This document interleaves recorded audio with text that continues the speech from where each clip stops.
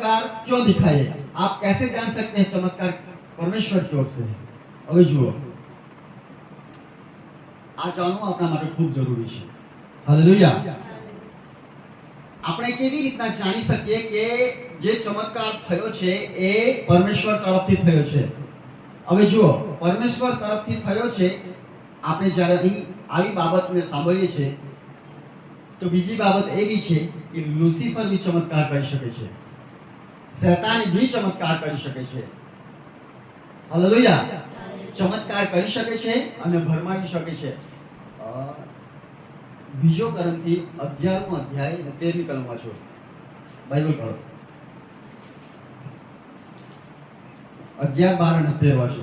બીજો કરંથી 11મો અધ્યાય અને 11, 12 અને 13મી કલમ વાંચો. અહીં નથી લખ્યું.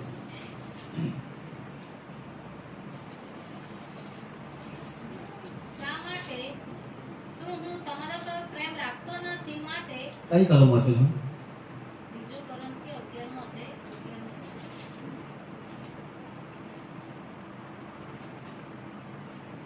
ત્રીજી કલમ વાંચો. પણ મને ભય લાગે છે, હા, રખેને જેમ સર્પે પોતાના કપટથી હવાને ભૂલાવી, હા, તેમ ખ્રિસ્તમાં જે નિખાલસપણું તથા પવિત્રતા છે તે તજીને તમારા મન હર કોઈ રીતે ભ્રષ્ટ થાય. આ ત્રીજી કલમ છે. 14મી કલમ વાંચો. અને એમાં કઈ આશ્ચર્ય નથી, હા, બસ એ કલમ જોઈ દીધી. કેમ કે શેતાન પોતે પ્રકાશના દૂતનો વેશ લે છે. અને જો તેથી જો તેના સેવકો પણ ન્યાયીપણાના સેવકોનો વેશ લે તો તે કઈ મોટી વાત નથી. હા, તેઓના બસ બસ બસ બસ. સેવકો બી ચમત્કાર કરી શકે છે અને લુસિફર બી કરી શકે છે. હવે જુઓ, અહીં કેવી રીતના જાણી શકીએ કે પરમેશ્વર જ ચમત્કાર કરી શકે છે? આપણે અહીં કલમની અંદર વાંચ્યું 14મી કલમની અંદર કે લુસિફર છે એ સ્વર્ગદૂતનો રૂપ ધારણ કરી શકે છે. એટલે જેવી રીતના પરમેશ્વર સ્વર્ગદૂતોને મોકલે છે એના કામને માટે, તો લુસિફર બી સ્વર્ગરૂપ ધારણ કરીને આપણને ભરમાવી શકે છે. તો ચમત્કાર લુસિફર બી કરી શકે છે. હાલેલુયા. ચમત્કાર જે છે એ લુસિફર કરી શકે છે, પણ આપણને લાગે કે પરમેશ્વર જ કરી શકે છે. આજે 90% 90% જે ચમત્કાર થાય છે ને એ લુસિફર તરફથી છે. અને લોકોને ચમત્કાર પરમેશ્વર તરફથી છે કે નથી એની પરખ શક્તિ નથી. હાલેલુયા.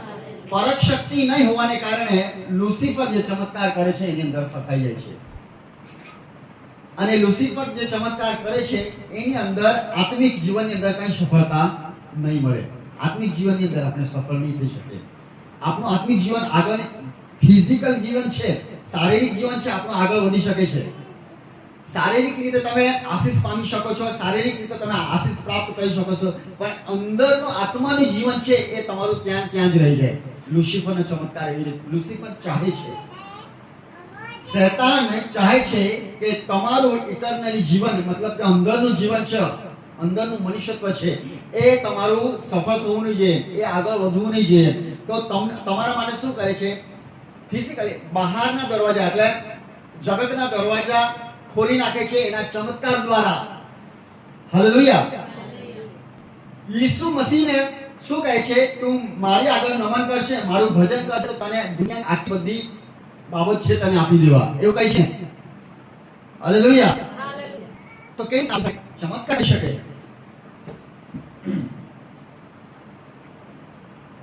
આના જે ચમત્કાર છે, પરમેશ્વરના ચમત્કાર છે, એ વચન અનુસાર થવા જોઈએ. વચન અનુસાર ચમત્કાર નથી આપણા જીવનની અંદર તો આપણે પાક્કું માની લેવાનું કે આ લુસિફરનો ચમત્કાર છે. લુસિફર તમને શું કરી શકે છે ખબર? એક જ રાતની અંદર જમીનથી આસમાન સુધી પહોંચાડી શકે છે તમને. બરાબર ને? ભિખારીથી સ્ટાર બનાવી શકે છે તમને એક જ રાતની અંદર. એક જ રાતની અંદર ફેમસ કરી શકે છે તમને. એક જ રાતની અંદર તમને, તમારી પાસે પૈસા નથી, લાખો રૂપિયાના કરોડપતિ બી બનાવી શકે છે લુસિફર. એ તમને આપી શકે છે, તમને ભરમાવે, ચમત્કાર કરે. તમને એમ લાગે છે કે પ્રભુ ઈસુએ ચમત્કાર કર્યો છે, બાકી નહીં. પ્રભુ ઈસુએ જે ચમત્કાર કર્યો છે તો એની સાથે સાથે તમારી સાથે એ વચન બી હોવું જોઈએ. એ વચન નથી અને તમારી સાથે ચમત્કાર થયો તો તમારે પાક્કું માનવાનું કે લુસિફરનું કામ છે. હાલેલુયા. તો પરમેશ્વર સાથે તમે ચાલો, પરમેશ્વરની સાથે તમે બની રહો ને એના વચનોની અંદર તમે રહો, ત્યારે તમને ખ્યાલ આવે કે આ જે પરમેશ્વરનું જે વચન છે, પરમેશ્વરે એવું ચમત્કાર કર્યો છે. आशा रखूं છું कि आप हमें बात समझी गया. किसी वास्तविक चमत्कार को पहचानने के लिए बाइबल में कम से कम 3 मापदंड दिए गए. કોઈ પણ ચમત્કારને ઓળખવાને માટે, પારખવાને માટે બાઇબલની અંદર 3 માપદંડ એટલે 3-4 બાબતો આપણને આપવામાં આવી છે. હાલેલુયા. બાઇબલ એમ કહે છે કે કોઈને બી પારખવાને માટે, પુષ્ટિ કરવાને માટે એટલે સાબિતી કરવાને માટે 1 કે 2 કે 3 લોકો જરૂરી છે. હાલેલુયા. એની સાબિતી થવી જોઈએ, પ્રમાણ મળી જવું જોઈએ કે આ વચન છે ને આવી રીતના કહે છે ને આવી રીતના મારી સાથે ચમત્કાર થયો છે. હવે જુઓ, અહીં આપણે જ્યારે જોઈએ છે तो ત્યારે चमत्कार बीजा लोग भी करता था. ये लोगों में है कि चमत्कार परमेश्वर की महिमा करता है. चमत्कार यह प्रकट करते कि परमेश्वर हमारे संसार में सक्रिय है और वो अपने स्वरूप को प्रकट करने और अपने उद्देश्य को पूरा करने के लिए प्रकृति की गतिविधियों में हस्तक्षेप कर सकता है. चमत्कार की मुख्य कसौटी यह है, महिमा किसे प्राप्त होती है. हालेलुया. અહીં જુઓ, चमत्कार की मुख्य कसौटी यह है એટલે મેઈન પરીક્ષા એ છે કે મહિમા કોને મળે છે. આપણી સાથે જે ચમત્કાર થાય છે, પરમેશ્વરને મહિમા નથી મળતો તો એ ચમત્કાર લુસિફર તરફથી છે. સાંભળ્યું કે ધ્યાનથી સાંભળ્યું કે આપણી સાથે જે ચમત્કાર થાય છે એ ચમત્કારની અંદર પરમેશ્વરને મહિમા નથી મળતો તો 100% એ ચમત્કાર લુસિફર તરફથી, शैतान तरफથી છે. महिमा किसे प्राप्त होती है? ऐसे लोगों से सावधान रहिए कि प्रेरित के कार्य 8वां अध्याय वचन 9 में वर्णित जादूगर साइमन जो अपनी महानता का बखान करता है. प्रेरितों कृत्यो 8वां अध्याय 9 कलमा છે. 8वां अध्याय. સિમોન નામે એક માણસ તે શહેરમાં અગાઉ જાદુ કરતો હતો અને હું કોઈ મહાન વ્યક્તિ છું એમ કહીને સમૃદ્ધના લોકોને શક કરી નાખતો હતો. તેઓ નાનાથી તે મોટા સુધી સર્વ તેનું સાંભળતા. તેઓ કહેતા કે દેવની જે મહાન શક્તિ કહેવાય છે તે એ માણસ છે. હા, અહીં આજે સિમોન નામનો જે જાદુગર એ બી ચમત્કાર કરતો, આજે બી જાદુગરો ચમત્કાર કરે છે. હાલેલુયા. આજે બી જાદુગરો ચમત્કાર કરે છે. પ્રેરિતોના કૃત્યની અંદર 8મો અધ્યાય 9મી કલમની અંદર ત્યાં બી એક જાદુગર હતો અને અહીં શું લખવામાં આવ્યું છે, આ તો લોકોને છક કરી નાખ્યો. છક એટલે નવાઈ પમાડી રીતે એવા આશ્ચર્ય કામ કરતો હોય, એવા ચમત્કારો કરતો હતો. પણ અહીં લખવામાં આવ્યું છે કે એ પોતાની જાતને વધારે માનવંત ગણાવતો હતો અને લોકો શું કરતા હતા, એને શું માનતા હતા. લખ્યું છે અરુણાબેન, આયોજક વાંચો છેલ્લી કલમ. તેઓ નાનાથી તે મોટા સુધી સર્વ તેનું સાંભળતા. તેઓ કહેતા કે દેવની જે મહાન શક્તિ કહેવાય છે તે એ માણસ છે. દેવની જે મહાન શક્તિ કહેવાય છે તે એ માણસ છે. તો અહીં જે લોકો હતા, આ જે ચમત્કાર કરે છે તો બહુ ભારે કરે છે. આ જે ચમત્કાર કરે છે તો બહુ ખતરનાક છે. આ દેવની શક્તિ તો આની પાસે છે. બાકી આપણે જ્યારે જોઈએ છે, અહીં પાછળ જ્યારે વાંચીએ છીએ ત્યારે પાઉલ આવે છે પાછળથી અને એની શક્તિને નકામી કરી નાખે છે. પણ એ જે ચમત્કાર કરતો હતો એ ચમત્કારની અંદર પરમેશ્વરને મહિમા મળતો હતો નહીં. તો આજે બી એવી રીતના બહારના વ્યક્તિઓ છે એ ચમત્કાર કરી શકે છે. તો લોકોને શું લાગે છે કે અહીં ચમત્કાર થાય છે, પ્રભુ કરે છે, પરમેશ્વર કરે છે, એ વાત પકડીને મારી સાથે ચમત્કાર થઈ ગયો છે એવી વાત પકડીને બેસે છે. બાકી ચમત્કારનો ઉદ્દેશ્ય પરમેશ્વરની મહિમા હોવો જોઈએ. હાલેલુયા. પરમેશ્વરને મહિમા નથી મળતો તો આપણી સાથે ગમે તેટલો ચમત્કાર થાય કઈ મહત્વનું નથી. હાલેલુયા. કઈ મોટી વાત નથી.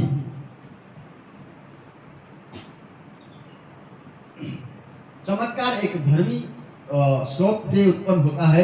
यीशु ने कहा कि अंतिम दिनों में झूठे भविष्यवक्ता आएंगे और बड़े बड़े चमत्कार और अद्भुत कार्य करेंगे ताकि संभव हो तो चुने हुए लोगों को भी धोखा देंगे. मत्ती रचित सुसमाचार 24:24 पढ़िए, 24:24 वाचिए. किसी के शब्द भले ही सत्य प्रतीत हो और उनके कार्य प्रभावशाली लगे, परंतु यदि उनके जीवन में कोई अच्छा फल न दिखे तो वे सब झूठे हैं. 24:24 वाचो. કે તે જૂઠા ખ્રિસ્ત તથા જૂઠા પ્રબોધકો ઉઠશે ને એવા મોટા ચમત્કાર તથા અદ્ભુત કૃત્યો કરી દેખાડશે કે હા. જો બની શકે તો પસંદ કરેલાઓને પણ તેઓ ભૂલાવશે. હા, આ વાત પ્રભુ ઈસુ મસીહે કહી હતી અને લખવામાં આવ્યું છે કે લોકો ખૂબ મોટા મોટા ચમત્કારો કરશે. લોકો પાછલા દિવસોમાં, એટલે હવે દિવસો શરૂ થઈ ગયા, હજુ દિવસો આવશે, એની અંદર મોટા મોટા ચમત્કારો કરીને લોકોને શું કરશે? લોકોને શું કરશે? અહીંયા ભરમાવી નાખવામાં આવ્યું છે વચનની અંદર, લોકો કો ભી ધોખા દે શકે. તો વચનની અંદર લખવામાં આવ્યું છે પસંદ કરેલા લોકોને ભરમાવી નાખશે એવા મોટા ચમત્કારો થશે. બાકી આ ચમત્કારોની અંદર પ્રભુની મહિમા થશે નહીં. હાલેલુયા. આ ચમત્કારોની અંદર પ્રભુની મહિમા થશે નહીં. આ જે ચમત્કારો લખાય છે, અદ્ભુત કાર્ય કરશે, મોટા મોટા ચમત્કારો કરશે. किसी के शब्द के भले ही सत्य प्रतीत हो, શબ્દોથી સત્ય પ્રકટ થશે, શબ્દોથી સત્ય આપણને બાબત છે એવી લાગશે, બાકી જૂઠા ચમત્કારો. જો परंतु यदि उनके जीवन में कोई अच्छा फल न दिखे तो वे सब झूठे हैं.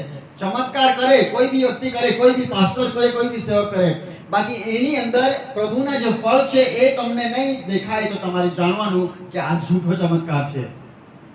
હાલેલુયા. પ્રભુના ફળ, પ્રભુ જેવી રીતના કહે છે એના ફળ કોઈ વ્યક્તિના જીવનની અંદર, પાસ્ટર હોઈ શકે, સેવક હોઈ શકે, વિશ્વાસી હોઈ શકે, કોઈ બી ટીચર હોઈ શકે, પ્રીચર હોઈ શકે, પ્રભુનો મહાન સેવક હોઈ શકે, એની અંદર પ્રભુના ફળ નહીં હોય તો તમે, પ્રભુના ફળ નહીં હોય અને એ ચમત્કાર કરે તો તમે જાણી લેવાનું કે આની પાસે પ્રભુના ફળ નથી, એટલે આ ઝૂઠો ચમત્કાર છે. અને ઝૂઠા ચમત્કારો કરવાવાળા આ સમયની અંદર બી બહુ સંખ્યાની અંદર છે, બહુ ભરમાર છે. જ્યાં જુઓ ત્યાં તમે ઝૂઠા ચમત્કાર કરી દે. દુષ્ટ આત્માની શક્તિથી કંઈક શીખેલા હોય અને પ્રભુ ઈસુના નામ લઈને કંઈક ચમત્કાર કરી દે, એટલે આપણને એમ લાગે કે પ્રભુ ઈસુના નામથી થઈ ગયું છે. લંગડાને ચાલતા કરી દીધા છે, મરેલાને જીવતા કરી દીધા છે, કઈ કેન્સર કોઈએ હારો કરી દીધો છે, આવું આપણને જોવા મળે. પેલો સેવક પ્રાર્થના કરે કે હારું થઈ જાય. દુષ્ટ આત્માથી ગ્રસ્ત હોઈ શકે છે. પ્રભુને મહિમા નહીં મળે તો, એની અંદર પ્રભુના ફળ નહીં હોય તો. હાલેલુયા. આગળ વાંચીએ.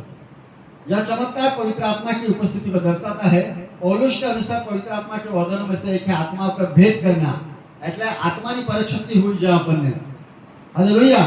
આત્માની પરીક્ષ શક્તિ ન હોય અને આપણે સામાન્ય વાળો જો ચમત્કાર કરે છે એ જોઈને આપણે આશ્ચર્યચકિત થઈ ગયા અને આત્માની પરખ નથી તો ગયા ભરમાઈ આપણે બી.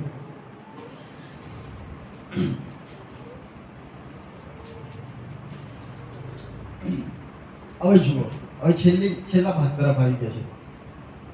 ઈસુએ ચમત્કારને મહત્વ નહીં આપ્યું વધારે. ચમત્કાર કર્યા બાકી મહત્વ નહીં આપ્યું. હાલેલુયા. ઈસુએ ચમત્કાર કર્યા બાકી ચમત્કારને મહત્વ નહીં આપ્યું. અહીંયા લખવામાં આવ્યું છે બરાબર. હવે જુઓ, વચન આધારિત જોઈશું આપણે. यूहन्ना रचित सुसमाचार 2 अध्याय 1 कलम वाचिए. फिर तीसरे दिन गलील के काना में पढ़िए. फिर तीसरे दिन हाँ. गलील के काना में किसी का ब्याह था और यीशु की माता भी वहां थी और यीशु और उसके चेले भी उस ब्याह में नेवते गए थे. जब दाखरस घट गया तो यीशु की माता ने उससे कहा कि उनके पास दाखरस नहीं रहा. यीशु ने उससे कहा, हे महिला, मुझे तुझसे क्या काम, अभी मेरा समय नहीं आया. तो जुओ, प्रभु यीशु ये कहूं, यीशु ने उससे कहा, हे महिला, मुझे तुझसे क्या काम, अभी मेरा समय नहीं आया. तो आ वचन અહીં એવી રીતના કહે છે કે આ ઈસુની જે માતા છે जब दाखरस घट गया तो यीशु की माता ने उससे कहा, यीशु की माता ने किससे कहा? यीशु से कहा कि उनके पास दाखरस नहीं है। तो एनो मतलब ए छे के प्रभु कई चमत्कार करी दे। हालेलुया। प्रभु कई चमत्कार करी दे। द्राक्षारस छे ते घटी चुक्यो छे। प्रभु कई चमत्कार कर। समझी રહ્યા છો? હાલેલુયા। પ્રભુની જે માતા છે એ પ્રમાણે કહે છે કે પ્રભુ દ્રાક્ષારસ ખૂટી ચૂક્યો છે અને કઈ ચમત્કાર કરી દે। પણ પ્રભુ એમ કહે છે કે હે મહિલા, मुझे तुझसे क्या काम, अभी मेरा समय नहीं आया। तो चमत्कार करવાનો જે કઈ સમય નથી આવ્યો એટલે ચમત્કાર